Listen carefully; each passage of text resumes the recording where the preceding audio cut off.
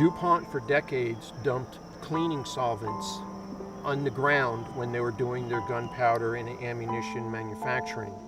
Those chemicals reach the aquifer and are now vaporizing and coming up through the soils into the foundations of the homes. This is the classic example of how the Superfund program needs to get better and needs to have more funding, because programs like Superfund should be funding a cleanup here in Pompton Lakes, and they're not. What has gone on here is a travesty. No human being should suffer. Because the story of Superfund is not a story just of kind of getting things right. It's also a story of battle against some of the largest chemical companies and polluters in this country. When we talk about the Superfund tax, we've always believed in the principle of polluter pay. You know, it's just like when you're a kid, you messed up the kitchen, your mom made you clean it up. Denny started open advertising. $5, drive your truck in, dump what's in your truck.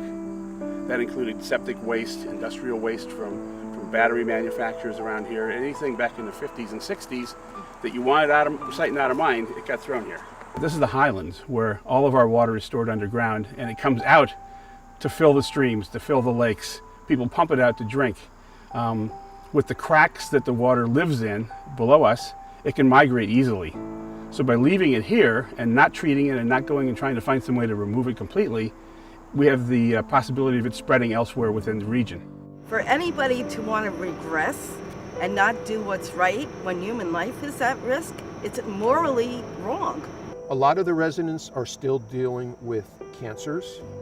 We are the highest cancer town in the state of New Jersey. We dramatically exceeded Toms River.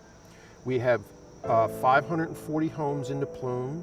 We have 13 different cancers that are connected to the contamination and the exposure. So we need to make sure our representatives hear us and that they hear us loud and clear that we do not want New Jersey families' health and well-being endangered.